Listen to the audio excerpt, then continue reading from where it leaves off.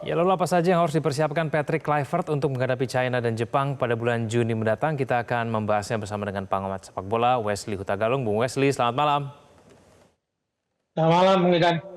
Ya, Bung Wesley, berkat kemenangan melawan Bahrain, asa lolos ke Piala Dunia masih terbuka. Indonesia memiliki waktu persiapan kurang lebih 3 bulan sebelum kemudian melawan China, begitu ya Bung Wesley ya. Maka seharusnya Bung Wesley ketika persiapannya sudah lebih lama, berarti harusnya chemistry-nya sudah terbangun, maka permainannya juga akan lebih baik, bukankah begitu?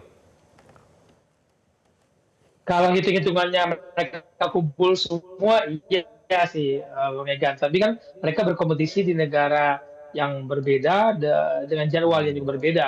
Nanti kalau kita lihat ya, kita main lagi tanggal 5 Juni. Nah, Mhm, Liga Indonesia dan Serie A itu selesai 25 Mei. Divisi mhm, mungkin lebih cepat, 18 Mei, 19 Mei. Nah, mereka yang banyak dari Belanda ini mungkin ada kesempatan untuk datang aklimasi dengan kondisi dan cuaca Indonesia bulan Mei kan mungkin hitungnya lebih panas lagi dari yang kemarin.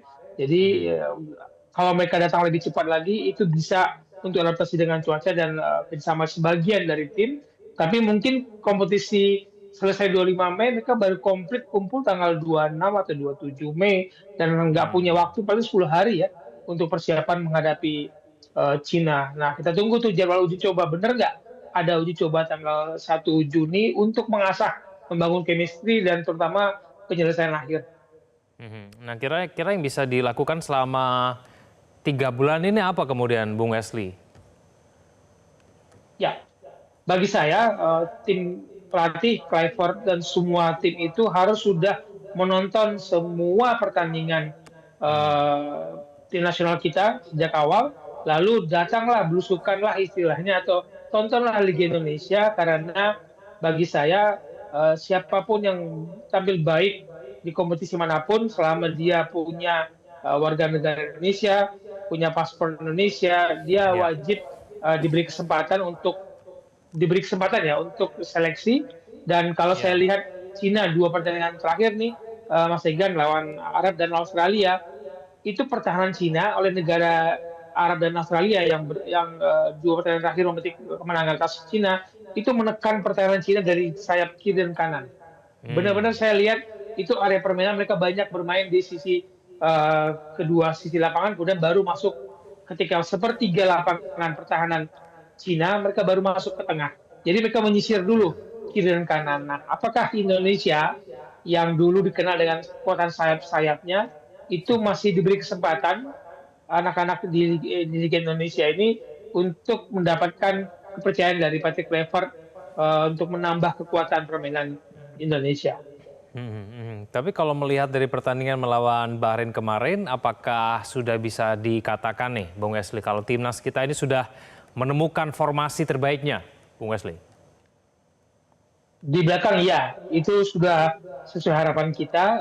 Tiga jenderal itu diapit oleh Kevin Nix dan Verdong kiri dan kanan, iya. Cuman dengan absennya Marcelino kan menjadi pertanyaan juga. Siapa Hmm. yang akan mendapatkan tempat? Dengan komposisi saya yakin tidak akan berubah. Uh, Pelupesi tetap akan mendampingi Tom Haye di tengah. Nah, siapa di depan ini yang menjadi pengganti Marcelino untuk membantu Ole maupun Ragnar? Kita jangan Hmm. lupa ya Mas Egan, 3 bulan ini kan kita nggak tahu nih siapa pemain yang dalam kondisi fit atau cedera nantinya ketika Indonesia sudah harus bermain melawan Cina. Jadi harus ada lapis 2, lapis 3 yang kuat bagi Patrick Kluivert untuk membangun strategi. Bagi saya jangan ubah dulu konstruksi atau kerangka tim ini karena apa yang dilakukan di Australia coba-coba tanpa waktu persiapan itu berisiko dan mahal sekali harganya. Ya, sejak kedatangan oleh Romney ini seperti apa sih perubahan di lini serang kita, Bung Wesley? Nah, ini menarik, Mas Igan. Kalau kita lihat dari pertandingan sebelumnya, kita tidak punya orang yang bergerak di dalam kotak penalti yang lincah. Terus kita Ya. selalu bergerak masuk dari kiri dan kanan kotak penalti, waktu tembakan dari tengah di situ biasanya Tom Haye akan melakukan ujian bagi kiper lawan. Tapi biasanya kita masuk dari kiri dan kanan dulu untuk kemudian menyerang. Nah, sementara kita butuh orang di tengah ini. Kita kuat di kiri dan kanan, tapi di tengah siapa Hmm. yang rajin bermain dalam kotak penalti? Nah, oleh kalau kita lihat dalam permainan dia di Belanda maupun di Inggris di Championship sekarang, itu memang area bermainnya banyak dalam kotak penalti.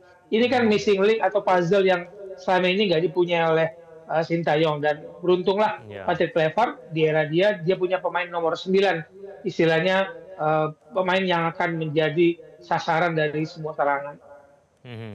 Pelapisnya punya pemain yang setara tidak, Bung Esli? Kan orang melihatnya mungkin ada di diri Ramadan Sananta di situ. Bagaimana? Ya, beda karakter dan beda level permainan, kepercayaan diri juga berbeda.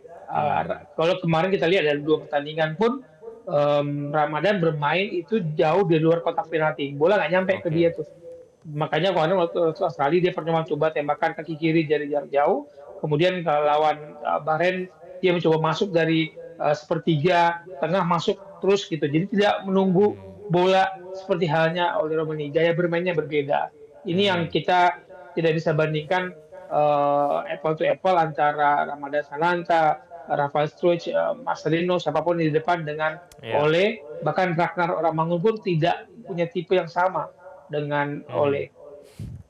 Nah, lini depan oke. Lini belakang bagaimana nih, Bung Esli? Apakah 3 bek utama kita yang kemarin mendapatkan pujian, Hapner, Rizky Ridho, dan Jejez ini kayaknya udah nggak boleh diganggu-gugat lagi begitu, Bung Esli, bagaimana? Setuju. Sebenarnya harapan kita lawan Australia itu sudah terlihat kok. Jejez ketika waktu lawan Arab Saudi didampingi oleh Hapner maupun oleh Ridho, itu kan 2 pembersih dalam tanda kutip, 2 penyapu, 2 yang punya kecepatan dan timing mereka untuk melapis Jejez sangat baik, dan itu sudah terbukti. Makanya kita kaget, oke, Hapner tidak bisa bermain karena akumulasi, tapi Rizky Ridho tidak bermain lawan Australia, itu membuat bagaimana ya kalau kita lihat Jejez bermain seperti kehilangan tandem, dan di depan pun dia area bermainnya seperti pemain berposisi nomor 6, seperti gelandang bertahan, terlalu jauh meninggalkan area pertahanan center back sebagai hal lazimnya dia mainkan di tim nasional Indonesia. Dan ketika melawan Bahrain, dia kembali seperti yang kita butuhkan, kita perlihatkan, dan kemampuan dia sebagai jenderal di lapangan dengan diapit 2 tandemnya yang mengerti area kapan mengisi, kapan menutupin, kapan mereka saling membantu naik ke tengah lapangan. Itu kelihatan sekali ketika melawan Bahrain. Jadi kalau boleh minta Kluivert, kalau 3-3-nya tidak cedera, jangan diganti dulu deh.